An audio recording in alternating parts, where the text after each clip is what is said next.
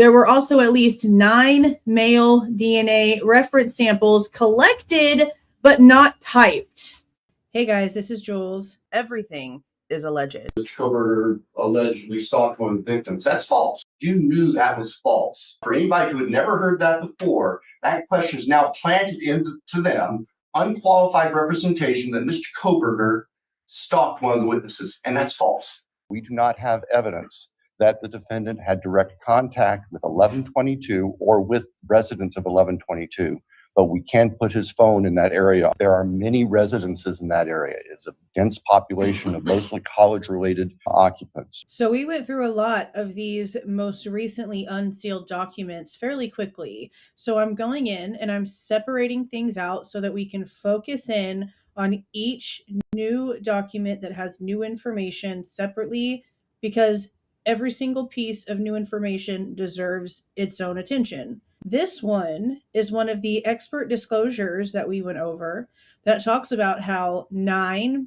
males were, I guess, sampled. They had DNA samples submitted, but none of their stuff was ever submitted into the system in order to test against the unknown male DNA in this case. And there are still several samples of unknown male DNA in this case.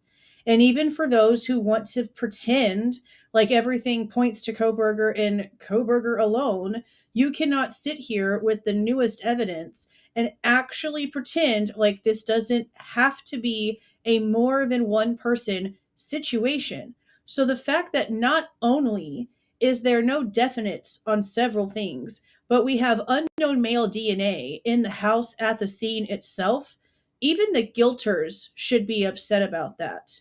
But here is this document. As usual, I've added photos. I've added some additional information. Let's let it play. And then we have Gary Schuttler, and he is someone regarding DNA testing and lab practices, analysis of DNA and DNA lab practices, and CODIS database expertise. Materials received and basis of opinions formulated. There were 10 discovery submissions received in 2023 and 8 in 2024. These submissions included 95 folders, 31 subfolders, containing about 696 PDF files, not the bad kind, with over 15,000 of redacted and unredacted pages and over 13,000 photos, 375 JPEG files, 159 email files, and DNA data files. My opinions were formulated by examining these materials for information relevant to the forensic biology screening and DNA analysis work conducted in the investigation. These discovery materials included DNA analysis data, along with the lab reports, analyst notes, and worksheets from the ISP forensic lab. The above documents were reviewed as requested by counsel, and opinions were formulated. 1. I summarized and organized the results from the biology and DNA reports, reanalyzed the DNA run data, and reviewed analyst notes, worksheets, and reports for any significant shortcomings, mistakes, omissions, etc. No significant, impactful issues were observed in the protocols and procedures used. Overall, the ISPFS DNA analysis lab work, in my opinion, was done to a high standard. However, documentation in the case file was poor. Notes for evidence examination had minimal detail of how items were examined. This issue of concern was evident in the lack of detail documented about how the knife sheath was co-examined at the time of the biology and latent prints examination. This is true. The only description on the swabbing of the front strap was for the biology note stating used 1 swab to swab front strap. Item 1.1, V light gray transfer to swab consumptive. Now, remember, this is also, we have a freaking problem with the strap versus the snap, because they said snap for everything they possibly could in court and in some of the court documentation. But when it came to the actual forensic documents, it's never once said snap. Oh, look right here, snap cap. Snap cap. Okay, let's see what this says, because that's been such a huge question. Both the latent print lab notes for Tina Walthall and the biology lab notes for Stephanie Wiltz did not have the detail of Riley Nowlin's December 12th through 13th, 2022 emails. This must be exactly what they were talking about. That's crazy. These are the ones that come out right after the book comes out. Okay. To Detective Talbot on how the knife sheath was examined and swabbed to preserve potential latent print evidence on the top of the snap cap. It required Ms. Nowlin to contact one of the forensic scientists to put all the detail together to respond to the inquiry from Detective Talbot on how that exhibit was processed. It certainly wasn't in either the latent print or biology notes from the discovery material examined. So that actually was the issue. He is describing the difference between the strap and the snap actually being a problem. Yes, they were very specific, weren't they? Because it was, she said, like the inside of the button. See, now this is saying that it is a snap cap, which to me, if you're talking about the cap, then that's on the very top. But that's also why a lot of people were trying to figure out if it was the cap. They know that brass does a lot of degradation to DNA, to its actual like molecular structure. It completely breaks it down. But then we also know that they usually have some sort of like paint or something on top of the brass snap thingies. So when she was describing it as it being like on the inside, we were like, okay, well, I don't know if they actually paint the inside because it looks like it's metal. Usually it'll look like the shinier metal on the inside and then have like a shinier, more tan, like base shiny coat, sometimes even rubberized coat over the snap cap piece itself. So the whole time, us questioning that was actually the main issue, was the difference between Talbot saying that it was the snap cap and the fact that the 1.1 swab is literally labeled swab of front strap. That's why that we saw that. See, we were on point with what the problem was. It certainly wasn't in either of the latent print or biology notes from the discovery material examined.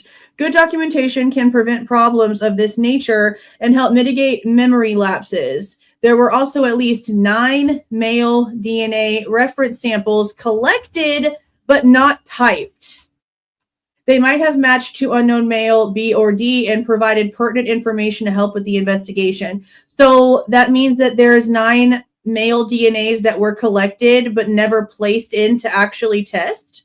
9 male DNA reference samples also collected but not typed, and these could have been matches to the unknown male DNA. What the hell? But see, you know how much that tracks? What did Brett Payne tell us? That they were working on a suspect, that they were having these things tested, and then the FBI called and they literally shelved everything. He said they were looking at the lead suspect, got the call, they shelved the lead suspect, and then after the FBI call, they started getting information about there now being unknown male DNA in places, but because they already had the name of Kohberger from the feds, they just shelved all that too. So they had a lead before, they had the unknown male DNA after, and they didn't work any of it. There are at least 9 male DNA reference samples collected that could have matched to unknown male B or D. Or all the other freaking unknown male DNA. Holy shit. There are limitations of what information the forensic biology and DNA evidence analysis results can provide. To understand the DNA evidence in this homicide case investigation, it is helpful to consider the following questions. In particular, for the only DNA profiles reported that were recovered from inside crime scene evidence that were not consistent with any of the victims, it is not unreasonable to expect that the perpetrators of such a violent crime would have left traces of DNA and possibly blood. So this is an exhibit for the defense that was filed to the court on March 3rd, 2025. I'm going to assume that since Turvey knows exactly about the Talbot situation with this, it seems, then I guess he would know if in 3 months there was literally no testing done, even though it looks like Anne was very well aware that there was at least nine males that were swabbed at some point and then never even bothered to have placed in. That's crazy as hell. Whose unknown DNA was recovered from the DNA evidence? There were only 2 unknown male DNA profiles reported that were recovered from the inside crime scene evidence that were not consistent with the victim, Ethan Chapin. One was called unknown male A from item 1.1, swab of the front strap of the K-bar knife sheath found close to a victim's body. That's the one they're telling us is supposed to be Kohberger's profile, of which only the defendant cannot be excluded as the contributor. The other was called unknown male B from item 30, a swab of a small red stain on the underside of the stair handrail north wall between the first and second floors. And then that is ISP marker identifier B, that it's excluded all 18 males who had their reference samples collected and tested. This presumed bloodstains location was near presumed bloodstain item 31.1, which is identifier D, which is the non-diluted, meaning full strength, of Ethan's blood. And presumed bloodstains item 72 on the north wall of stairwell and 73 on the half wall. This would be number 23 and 26 that were reported to be consistent with victims Kaylee and Maddie. And then, of course, we do have those photos. So I wanted to show you guys that as I went back through Paula Sutton's blood spatter report to get photos of marker B, item 30, this exact stain right now that we are discussing, I noticed it's not there. We go from stain D, that's Ethan Chapin's, that's not diluted, which by the way is also a mixture of DNA, meaning that it's Ethan's and someone else's and it's not diluted. And they still chose to not go in and try to find out what the mixture portion of this DNA was. They're just telling us they know that Ethan is the primary. But as it goes down, it goes from item number D down to E, and then it goes, as we know, F on the Pong table. That's not Xana's blood. It also discusses 23 and 26 so that it grabs both the walls over on the wall above the step and 26 that's right here on this half wall that are both mixtures of Kaylee and Maddie. But you continue and it goes, more into the 20s and then goes into stain I, H, G, B, and 30 are not in this report. We know from the forensic lab reports that we have that testing was done on it. I showed snippets a few seconds ago from the actual report number 8 where item 30 is mentioned. But why was it not considered in the blood spatter report?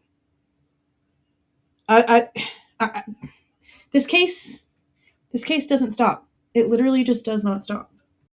Now, if you roll through the Idaho State Police photos from January 20th, the ones that were released and then removed, they're in the Google Drive, we notice that A starts on that second handrail. This is the second handrail, the one that you would grab right as you're trying to actually walk on to the second floor. See?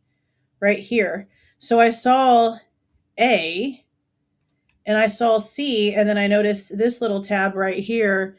And if you look real close, you can see like streaks, like shit tons of streaks, y'all, like shit tons of streaks, shit tons.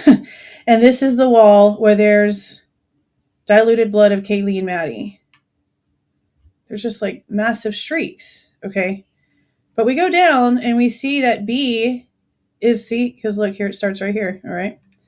We notice that B is the underside of this handrail.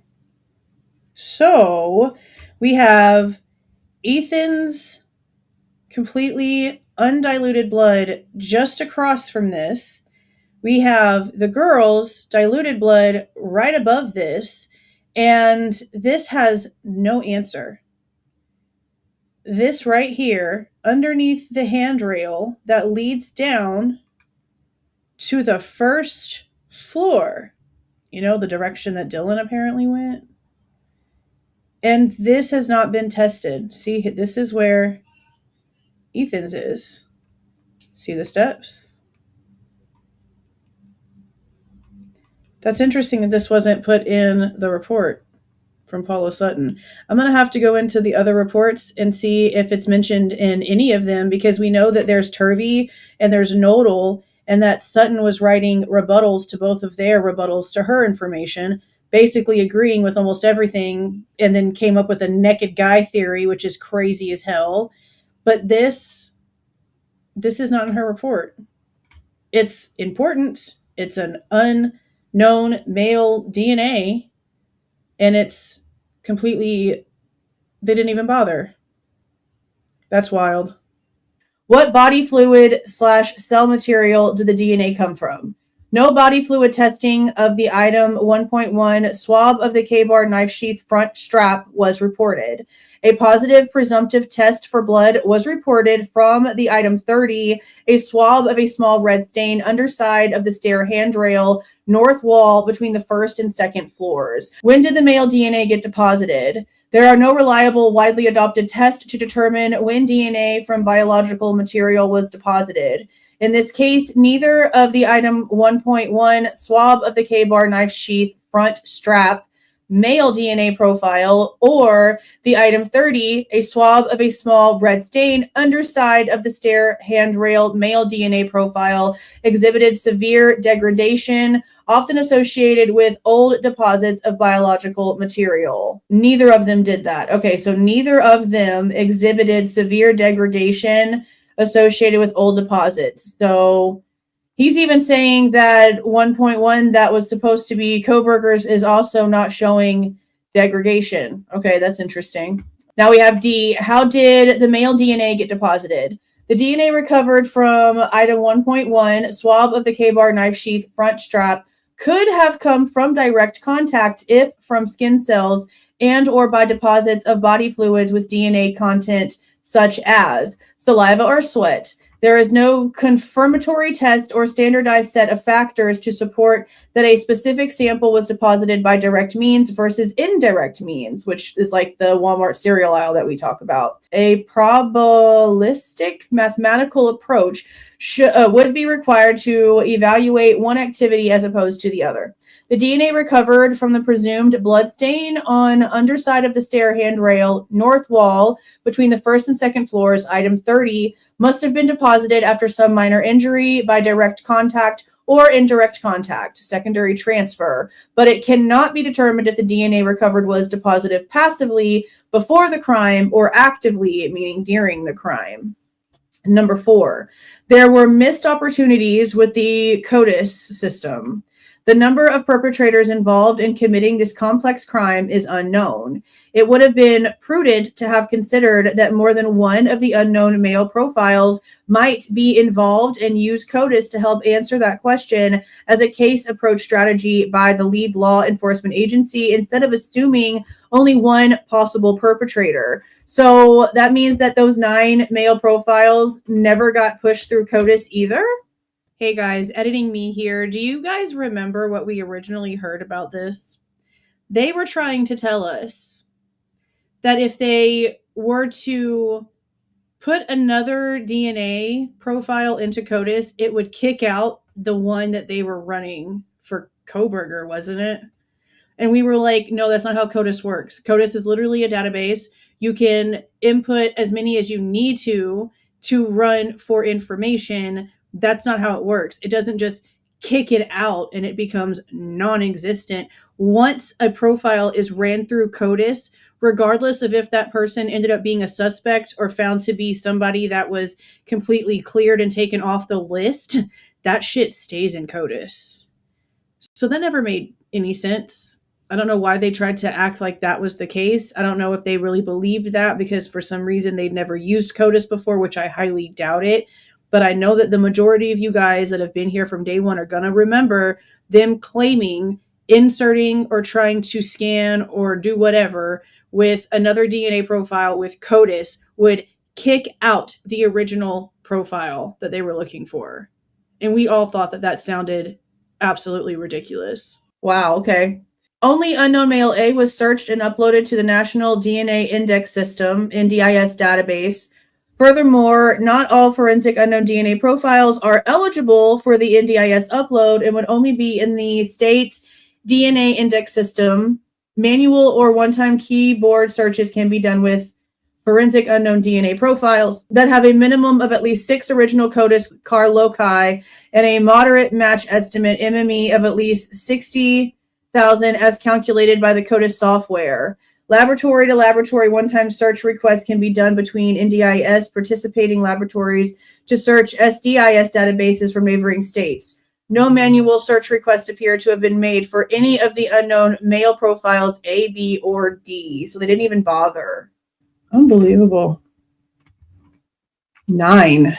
If you like the way that I present this information and give my opinion, please don't forget to leave a like on the way out. Subscribe to the channel if you have not subscribed already. And please don't forget to make sure that the notification bell is set to all so you don't miss any of my rants, reviews, reactions, updates, or deep dives. See y'all.